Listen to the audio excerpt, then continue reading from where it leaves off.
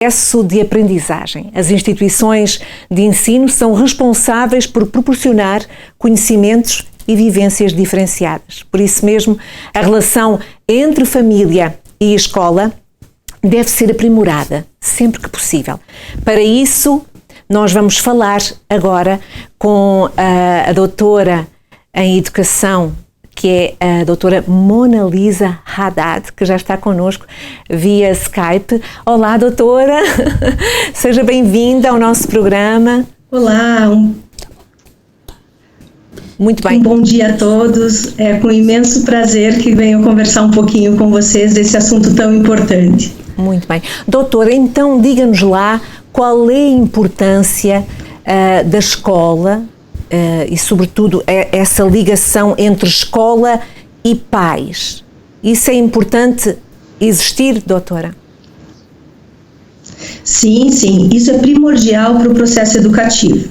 Não temos como pensar num processo separado. Por quê? Porque as crianças que estão nos ambientes escolares estão num processo de constituição da personalidade, da aprendizagem, e cada um, tanto a família quanto a escola, elas têm os seus papéis importantes. A escola é trabalhar com o conhecimento científico acumulado, e a família é trabalhar com processos de valores, atitudes, comportamentos. Mas isso se imbricam todos nesse processo, e muitas vezes é na escola que isso aparece de forma mais sistemática, mais efetiva, mais pontual. Não, jamais nessa vida podemos pensar na questão escola e família, onde tivéssemos como aquela brincadeira de cabo de força, de cabo de guerra, onde cada um puxa mais para um lado. Não, o caminhar é junto. Por quê? Por pensar nesse desenvolvimento da criança, principalmente porque estão no desenvolvimento que primeiramente é considerado como desenvolvimento infantil e posteriormente o desenvolvimento humano, assim como nós estamos em processo ainda de desenvolvimento. Então, esse processo escola e família é um caminhar totalmente junto, totalmente unidos nesse processo educativo. Não tem como ser separado ou distinto. E como essas pessoas, os pais principalmente, a família num todo, pode adotar essa participação mais efetiva da escola na vida dos filhos? Como que elas podem estar ali fazendo um papel ativo? Porque muitas vezes nós sabemos que essa não é a realidade, porque, enfim, muitos pais têm muitos afazeres e quase não têm esse tempo. Como que eles podem fazer para que essa participação seja de fato proveitosa? Olha, excelente a tua pergunta, e realmente esse é o nosso maior objetivo, né? Por mais que exista hoje essa falta de tempo, porque a sociedade está nesse acúmulo de coisas, as mulheres estão no mercado de trabalho, mas é imprescindível achar um tempo para acompanhar o processo dessas crianças, né?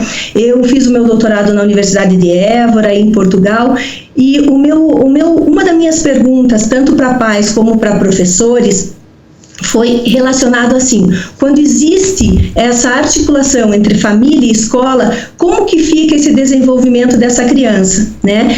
E num nível de pesquisa de 10 pais, 10 professores do Brasil e 10 pais e 10 professores profissionais de Portugal, foi unânime a resposta que esse processo de integração nos ambientes escolares, ele é fundamental. Não tem como pensar em trabalhar de forma isolada. E quando isso acontece, a criança, o aluno, ele se sente pertencente a esse espaço, a essa instituição. Então, o que nós temos que fazer para ter essa família mais perto da escola, né?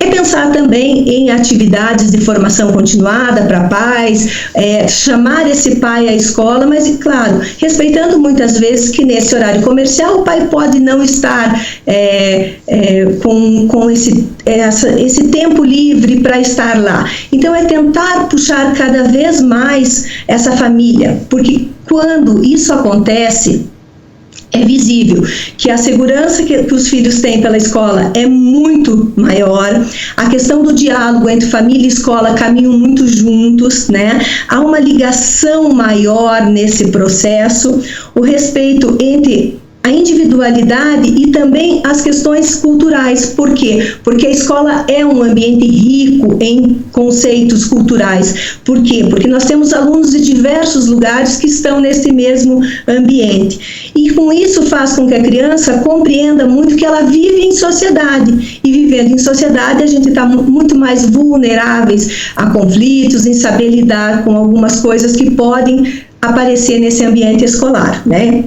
Então, não temos como negar que essa importância, ela se dá de forma muito significativa.